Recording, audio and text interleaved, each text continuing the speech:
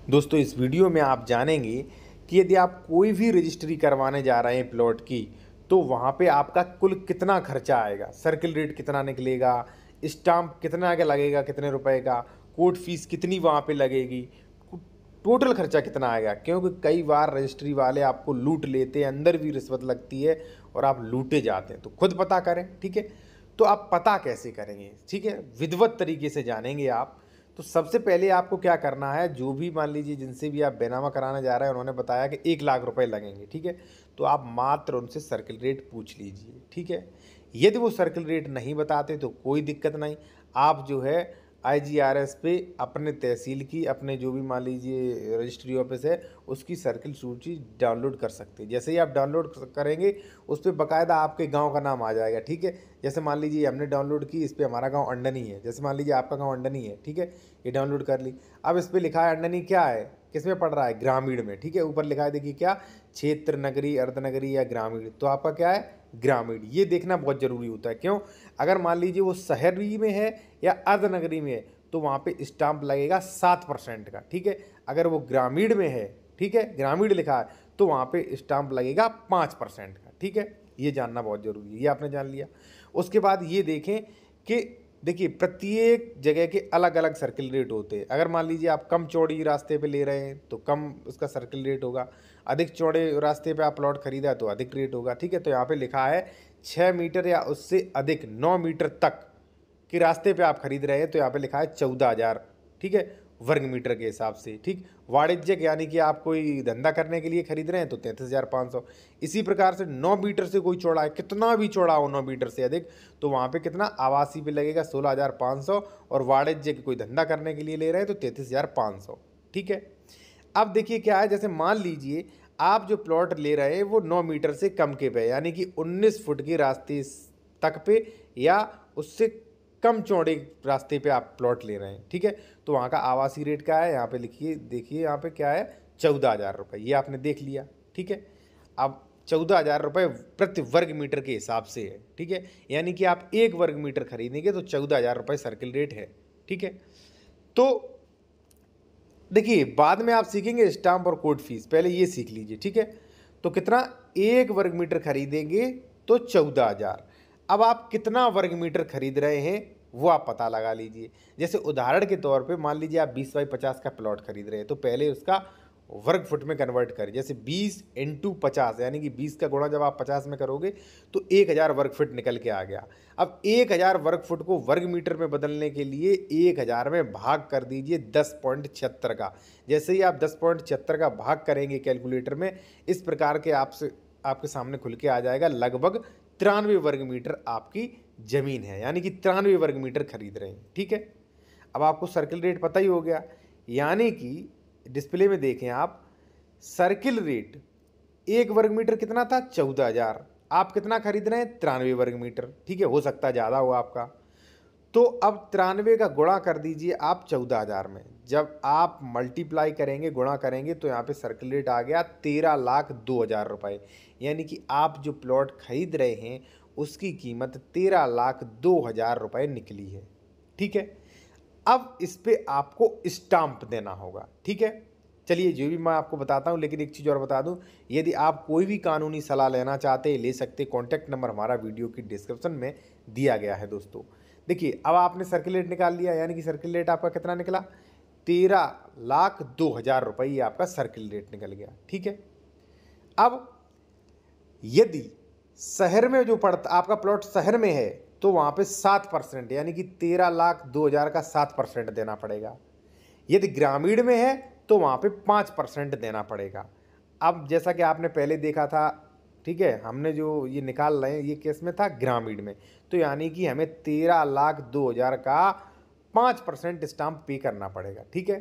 तो ये कैसे निकालेंगे, 13,02,000 में गुणा कर दीजिए 5 का और परसेंट का बटन दबा दीजिए कैलकुलेटर में, ठीक है।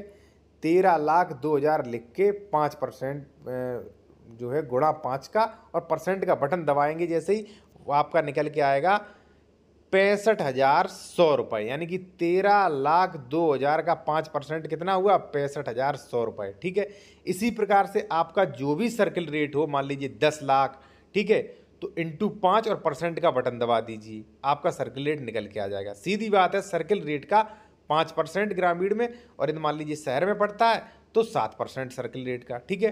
तो यहाँ पे 5% हमारा कितना निकल के आ गया, 65,100 रुपये, यानी कि भाई साहब 65,100 रुपये का हमें स्टाम्प निकालना पड़ेगा, ठीक है।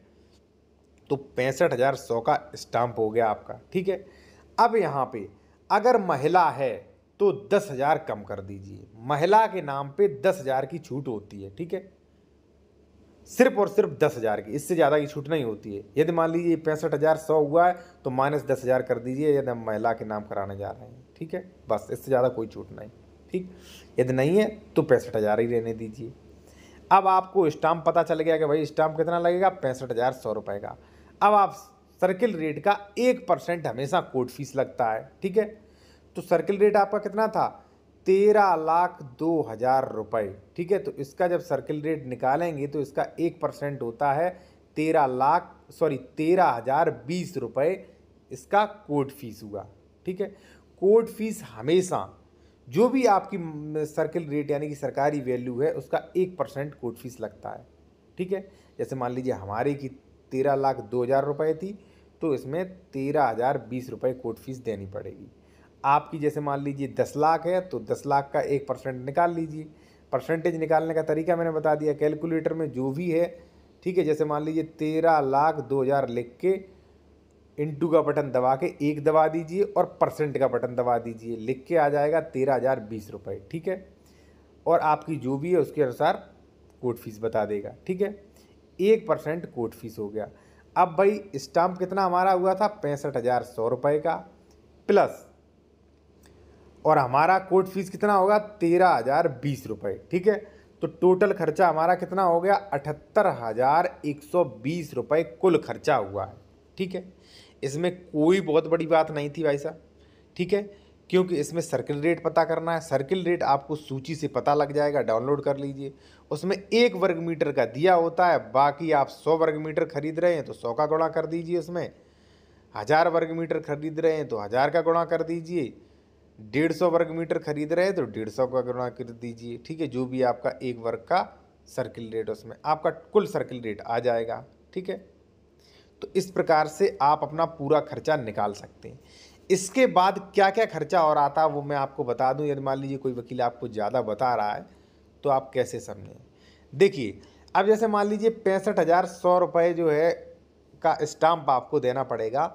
तो ये जो स्टाम्प वेंडर जो होते हैं, जो स्टाम्प आपको देते हैं, ये 1% लेते हैं, ठीक है। तो 65,100 रुपये का स्टाम्प है, तो 65,100 का 1% कितना हो गया, लगभग 651 रुपये। तो आपसे 600 रुपये एक्स्ट्रा लेंगे वो, ठीक है। उसके बाद जो है आपको 65,100 रुपये का स्टाम्प देंगे, ठीक। तो लगभग 600 रुपये ये हो गए, 1000 मान के चलिए ये हो गए, और 1,000 रुपये लगभग 500 या 1,000 जो है रजिस्ट्री ऑफिस के अंदर ले लेते हैं ऑनलाइन के, ठीक है। और 1,000 रुपये हो सकता है आपके वकील जो एडवोकेट हैं, जो लिखिया मुंशी या मान लीजिए जो होते हैं बेनामा लेखक, वो आपसे 1,000 फीस लें, अपनी 1,500 लें या 2,000 लें। तो इसके बाद मान के चलिए आप लगभग आपके 2,500 या 3,000 रुपये और खर्च होंगे, ठीक है।